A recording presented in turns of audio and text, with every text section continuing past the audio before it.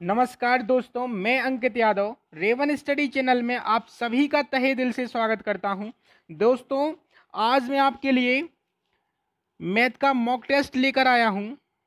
दिन के 3 बजे रोज अपना शो होता है, जिसमें हम लोग बहुत सारे प्रश्न कवर करते हैं आगामी परीक्षाओं के लिए, जो उपयोगी साबित होंगे आपके लिए। तो चलिए शुरू करते हैं आज का मॉक टेस्ट। क्या क्या है आज के मॉक टेस्ट में, बहुत ही बारीकी से समझेंगे। चलो, तो पहला प्रश्न आपके लिए होमवर्क था। क्या लिखा है कि कुल राशि से ए को 21 दिन की मजदूरी तथा बी को 28 दिन की मजदूरी दी जा सकती है। दोनों को उसी राशि से कितने दिनों की मजदूरी दी जा सकती है। अब आप एक बात बताइए कि कोई अगर आपके यहाँ काम करेगा तो आप कौन से बेस पे मजदूरी दोगे? जितने दिन वह काम करेगा। तो अगर कोई काम है और वह 21 दिन में ए काम खत्म करता है और बी 28 दिन में खत्म करता है, तो दोनों मिलकर जितने दिन में काम खत्म करेंगे आप उतने दिन की मजदूरी दोगे। जाहिर सी बात है। तो क्या करोगे कि दोनों मिलकर किसी काम को कितने दिन में खत्म करेंगे, ये आप निकाल लो तो आप समझ जाओगे कि मजदूरी उतने ही दिन में बंटनी है। तो चलो क्या करेंगे कि ए करता है कितने, 21 दिन में, और बी करता है 28 दिन में। कुल निकाल लो, कुल खेत निकाल लो कितने काटने हैं। तो भाई लासापा लेंगे तो 84 आएगा, मतलब 84 खेत आपको क्या करने हैं, कटवाने हैं। तो देख लो ए एक दिन में कितना खेत काटता है और बी एक दिन में कितना काटता है। भाई आप भाग दे दो 21 का 84 में। 4 खेत तो ए काटता है और 3 खेत बी काटता है। दोनों मिलकर एक दिन में 7 खेत काटते हैं और काटने कितने हैं, 84 खेत। भाई समय पूछा, समय बराबर होता है कुल काम कितना है, 84 खेत, बटे एक दिन का काम कितना है, 7। दे दो भाग।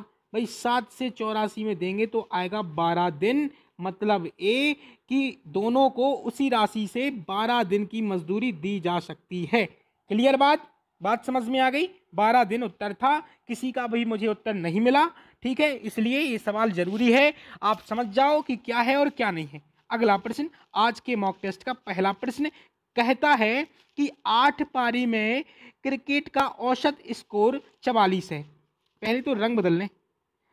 वह इन पारियों में क्रमशः 60, 24, एक्स 50, 73, वाई जेड 13 रन बनाता है। एक्स वाई जेड का औसत ज्ञात करो। ठीक है, चलो क्या करना है, औसत पूछा ना।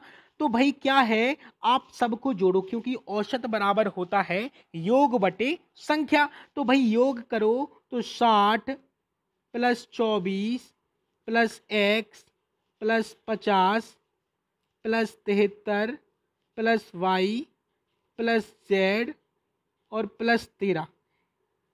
योग बटे कुल संख्या कितनी है, 8 पारियों के रन है, इसलिए बटे में 8 बराबर ये औसत हो गया। क्योंकि योग बटे संख्या है इसलिए औसत है, तो बराबर में औसत कितना, 44 है कि नहीं। अब जोड़ो ऊपर। तो भाई देखो जोड़ने से क्या होगा, आप सबको जोड़ेंगे ना तो 220 आ रहा होगा, और प्लस में एक्स फिर वाई और प्लस में जेड बराबर 8 का गुणा कर दो इधर 44 से, तो कितना होगा, 44 अट्ठे होता है 8 चौके 32 और 8 चौके 32 और 3 35, 352। अब क्या करो, x प्लस वाई और प्लस जेड बराबर निकलेगा कि 352 तो है ही, और 220 का क्या हो गया, पक्षांतर, तो माइनस कितना हो गया, 220।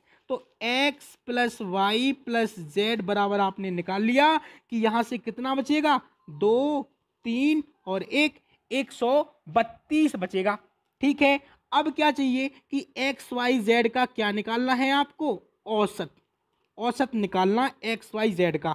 तो भाई औसत बराबर होता है योग मतलब टोटल बटे संख्या मतलब एन। तो योग कितना है आपने निकाल लिया, एक्स वाई जेड का कितना है, 132, और बटे संख्याएं कितनी हैं भाई, एक्स है वाई है और जेड है, 3 ही तो संख्याएं हैं। तो 3 से क्या दे देंगे, भाग दो भाई, 3 से भाग, तो 3 से देंगे तो 3 चौके 12 और फिर 3 चौके 12, तो कितना आया, 44। कौन से ऑप्शन में है, सी ऑप्शन आपका सही हो जाएगा। इतना सरल तो था, कुछ है ही नहीं भाई, जोड़ो और जोड़ के निकालो, औसत ही तो निकालना था। अभी आपने लेटेस्ट खत्म किया। चलो क्या है, बोलता है कि एक दूध वाला कुछ दूध खरीदता है, बहुत सही। यदि वह इसे 5 रुपये प्रति लीटर पर बेचता है तो उसे 300 रुपये की हानि होती है, लेकिन जब वह 6 रुपये प्रति लीटर पर बेचता है तो उसे 250 रुपये का लाभ होता है। शुरू में वह कितना दूध खरीदता है, ये पूछा। तो क्या करना है आपको, कुछ नहीं करना है। देखो कैसे, आप मान लो कि एक्स जो लीटर है ना, ये दूध था शुरू में, ठीक। अब क्या किया कि अगर 5 रुपये प्रति लीटर के हिसाब से दूध बेचा तो मतलब 5x, भाई 5x बेचा ना, 5 रुपये प्रति लीटर। मान लिया कि x 5 रुपये प्रति लीटर दूध का भाव था, तो भाई 5x आपने क्या किया, दूध बेचा 5x का, ठीक है। तो आप क्या करो कि भाई आपको पहले हानि हो रही है तो हानि निकालेंगे। तो हानि बराबर क्या होता है, क्रयमूल्य माइनस विक्रय मूल्य। तो क्रय मूल्य आप सीपी मान लो, लिख सकते। और माइनस विक्रय मूल्य कैसे निकालोगे, 1 लीटर के भाव है 5 रुपये, तो x लीटर के 5x हो जाएंगे। भाई 5 रुपये प्रति लीटर दिया ना, और x लीटर आपका दूध है, तो 5 रुपये प्रति लीटर के हिसाब से x लीटर के हो गए 5x रुपये, बराबर में हानि तो कितनी हो रही, 300 की।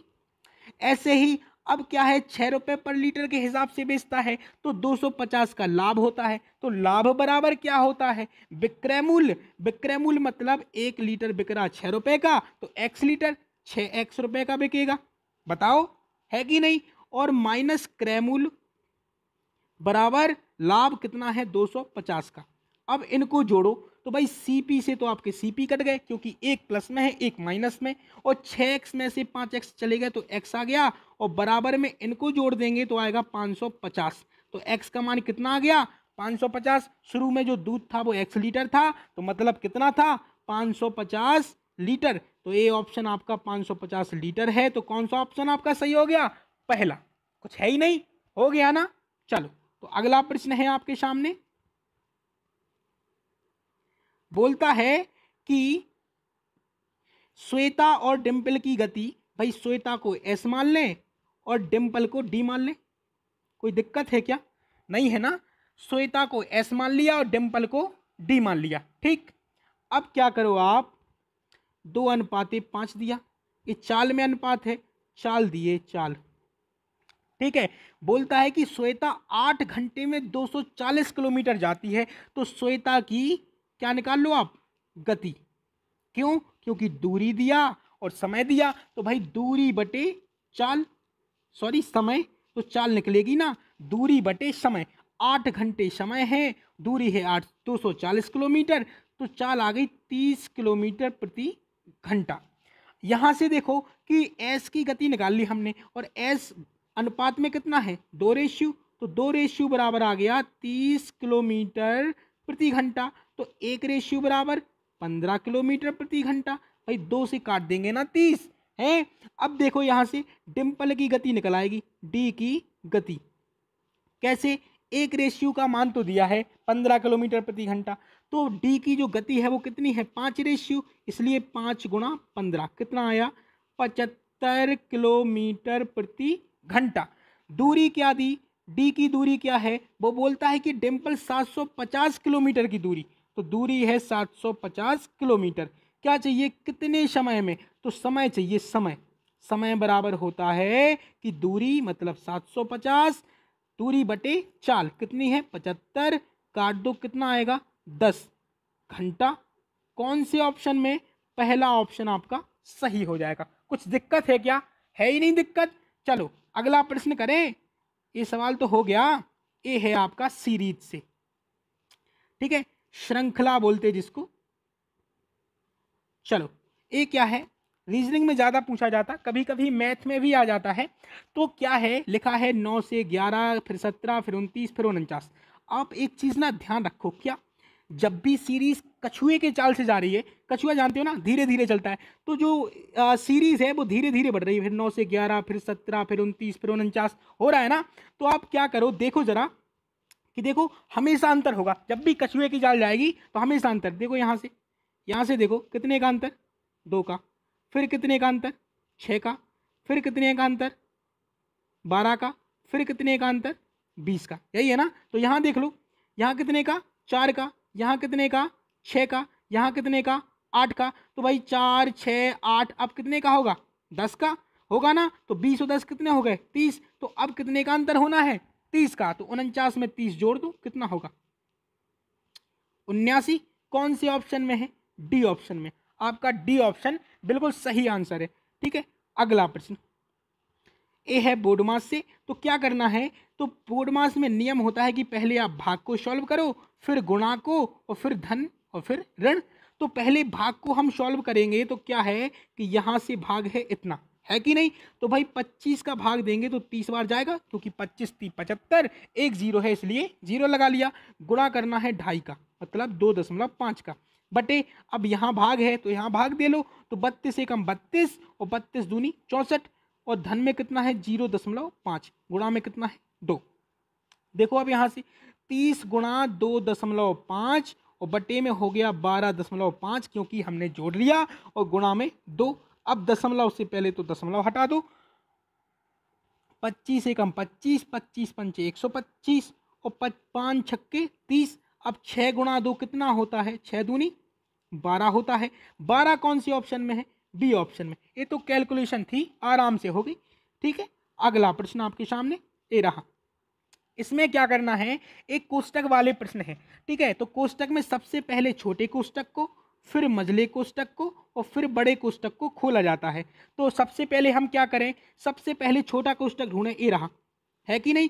तो यहाँ कितना लिखा, 6 - 3 कितना आएगा, 3 आएगा ना। अब इसका 5 से गुणा हो जाएगा, कितना हो जाएगा, 15, 2 धन 15 हो जाएगा ना। और ये कौन सा कोष्टक आ गया, मझला आ गया, मझला आ गया ना। देखो मझला आ गया, और यहाँ ऐसा लिखा है, और यहाँ ऐसा लिखा है।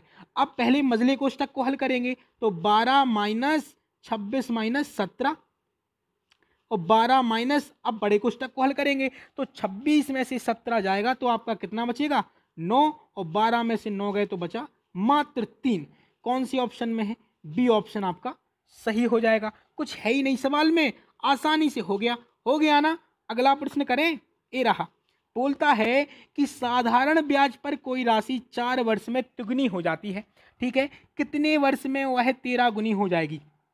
मान लो कि 4 वर्ष में 3 गुनी हो रही है। तो आप एक बात बताओ कि अगर 3 गुनी कोई राशि हो रही है और मान लो मूलधन 100 रुपये है, तो ब्याज कितना मिला, ब्याज कितना मिला, 200 मिला ना। तो भाई 4 साल में ब्याज मिला मात्र 200। ठीक, ठीक है ना। ठीक, इसको आप इसी विधि से लगाओ, बहुत सरल होगा। अब कितना, 13 गुना हो रहा है, 100 रुपये आपका मूलधन है। तो जब 13 गुना कोई राशि होगी तो आपको जो ब्याज है वो कितना मिला, भाई 100 घटा देंगे 1300 में से, कितना मिला, 1200। अनुपात बना लो, बटे x में मिला, x वर्षों में।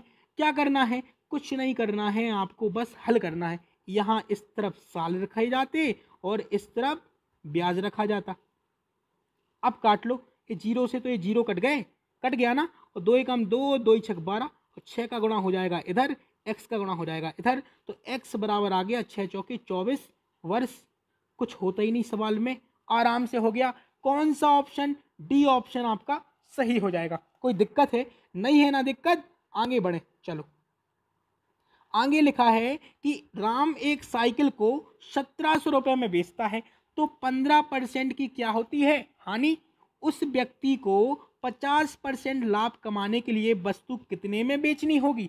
अब चूंकि 15% की हानि होती है, मान लो जो आपका सीपी है वो अगर 100% है या 100 रुपीज़ है, ठीक है, 15% की हानि हो गई तो 100 में से 15 चले गए, कितना बचा, 85% में आपने बेची, जाहिर सी बात है। अब 85% में कितने की बिकी, 1700 रुपये की बिकी। लेकिन वह व्यक्ति चाहता था कि उसको 50% का क्या हो, लाभ। तो 100 पे 50 बढ़ा दो, कितना चाहिए अब उसको, 150% में बेचनी है।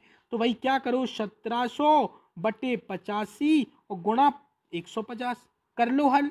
85 दूनी 170 और 20 गुणा 150 करेंगे तो 3000 आएगा आपका, 3000 रुपये। कौन सी ऑप्शन में है, सी ऑप्शन में उत्तर है आपका। हो गया ना। चलो तो अगला प्रश्न ये रहा।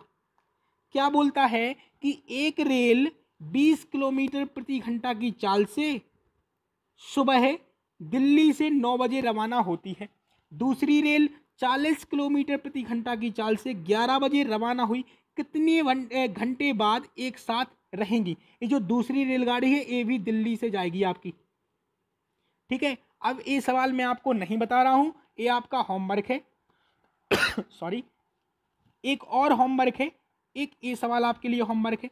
ये 2 प्रश्न आपको करके आने हैं, एक तो ये वाला और एक ये वाला। ठीक है, करके आएंगे आप, मुझे आशा है आप करके आएंगे। ठीक है, तो फिर मुलाकात होगी अगली वीडियो में, तब तक के लिए नमस्कार, bye bye, tata, see you.